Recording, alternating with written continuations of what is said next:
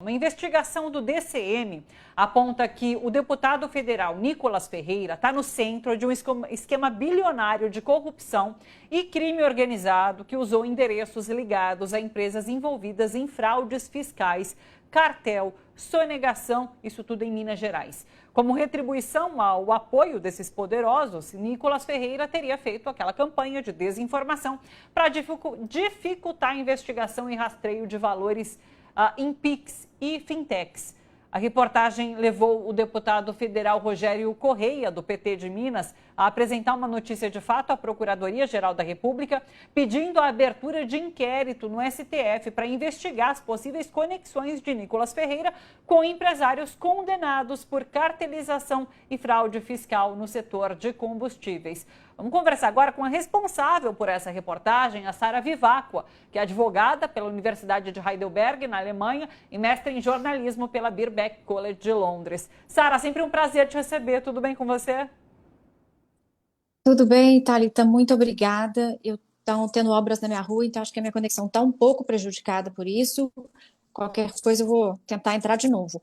Sim, Thalita, é justamente isso. Eu acho que quando está acontecendo esse massacre no Rio de Janeiro, né, com o que a gente chama de assassinatos extrajudiciais, onde as pessoas escapam da mata e as próprios moradores estão retirando esses corpos, mais que nunca, como antídoto a isso, nós precisamos traçar as relações da ultradireita com o crime organizado. E é isso, Nicolas Ferreira, ele não é um fenômeno das redes sociais, nós não podemos atribuir a ascensão dessas figuras exclusivamente ao poder da ultradireita nas redes sociais. Existe todo um apadrinhamento por trás do Nicolas Ferreira.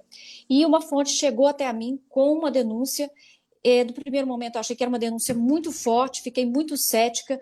Eu e meu irmão, ambos advogados, nós investigamos isso por 2 meses e encontramos muito mais do que essa fonte tinha falado. Nicolas Ferreira não é fenômeno de redes sociais. Nicolas Ferreira, sua meteórica ascensão da favela do Pai Camilo ao Senado, ao Congresso Nacional, é um produto de apadrinhamento de organizações criminosas. O que eu chamo de organizações criminosas aqui? Eu chamo de estruturas societárias de fachada que operam apenas através de lícito.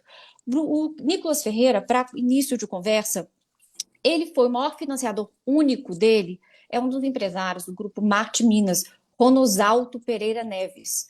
O Ronosalto, ele confessou em delação premiada de que lavou dinheiro para a JBS, para o Joesley Batista, a pedido de Aécio Neves. Esse dinheiro foi, então, veiculado para financiar a campanha do Aécio Neves.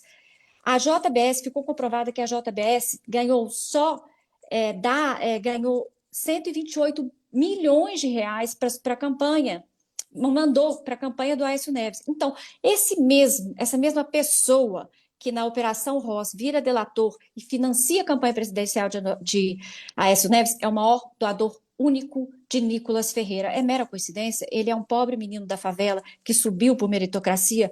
Eu não tenho tanta certeza. Mas isso não é o início, não é tudo. Ele tem outras relações muito mais obscuras que catapultam ele ao Congresso Federal. Uma delas é as suas associações com a Dupap Empreendimentos. O Nicolas Ferreira fez todas as suas campanhas eleitorais num imóvel abandonado em Belo Horizonte, um posto de gasolina inoperante que chamava Posto Jéssica. Esse Posto Jéssica, ele é rebatizado como Posto Veneto e nunca funciona. Ele era um posto fantasma.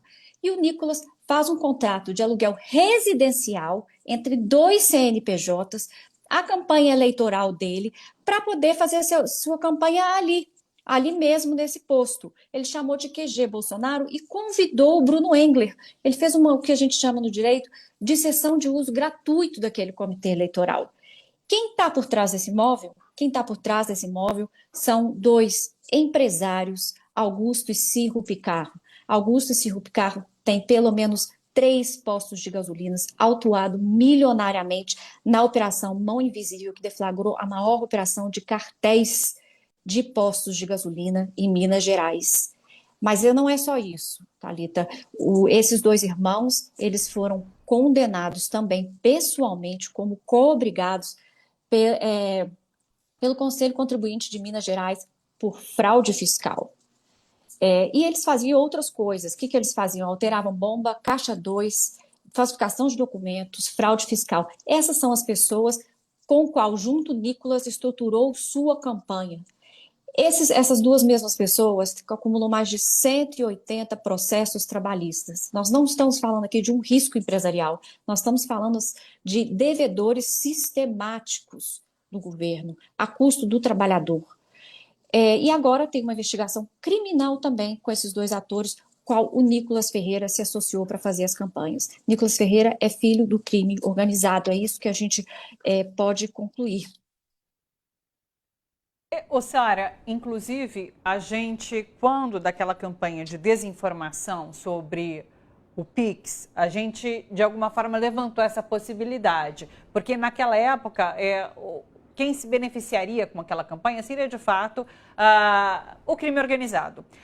Isso foi levantado na época. O que você faz agora com essa reportagem é relacionar de fato, assim, via investigação, o que é esse contexto por trás de Nicolas Ferreira e a forma como ele está atuando. Ele atua a partir de uma resposta a quem o financiou, é isso.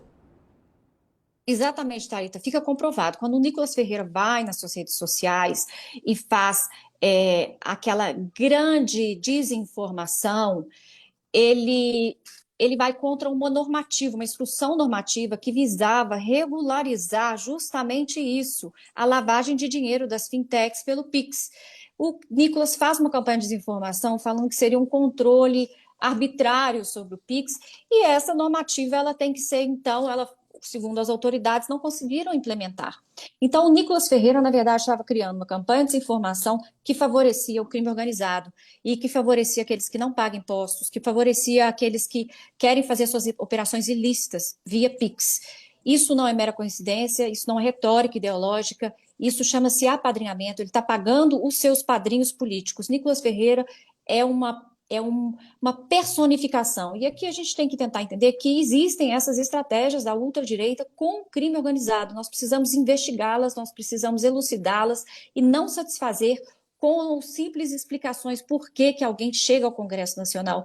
Temos que seguir o dinheiro e dar uma olhada. E é muito curioso, Thalita, que ele faz essa sessão ao Bruno Engler. O Bruno Engler fez várias campanhas de desinformação para poder beneficiar os interesses de postos de combustíveis em Minas Gerais. E nós sabemos que os postos de combustíveis, muitas vezes, é onde é lavado o dinheiro do tráfico, por exemplo. E o Bruno Engler, não satisfeito, ainda faz uma lei, tenta puxar uma lei na Assembleia de Minas Gerais para poder alterar a base de ICMS para favorecer também os postos de gasolina. Então, quando o Rogério Correia pede a abertura de inquérito no STF, um inquérito eleitoral e criminal, para que investigue-se a fundo quem está por trás da ascensão de Nicolas Ferreira. Nós estamos aqui exatamente isso. Aquilo que se intuía de que esse discurso dele não era aleatório, não era um discurso isolado, era realmente com as suas conexões e a sua origem. E é isso que a reportagem traz. Esse link que as pessoas instruíam está aqui, com todos os documentos. Quem quiser ver a reportagem, documentos judiciais, contratos do Nicolas Ferreira, os próprios documentos eleitorais dele. E é muito interessante, Thalita, que o Nicolas Ferreira ficou calado diante disso tudo. Ele não falou com a gente, mandou um e-mail para ele, não obtemos nenhuma resposta, e ele continua calado, exaltando a matança no Rio de Janeiro. Sim, bem observado. Laura? Eu queria fazer uma pergunta, tudo bem, Sara? Eu queria te perguntar o seguinte, quer dizer, eu acho isso que você está falando fundamental. A gente tem que explorar essas vinculações da extrema-direita com o crime organizado.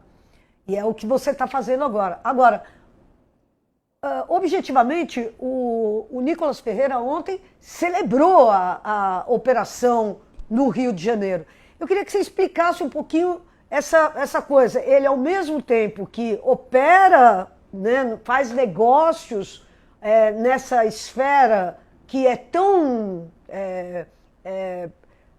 comum ao crime organizado, posto de gasolina, tudo isso é tudo muito...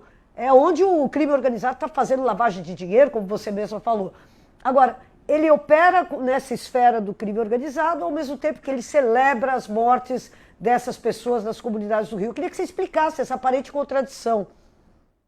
Primeiramente, que as pessoas que morrem no Rio não são necessariamente traficantes, não se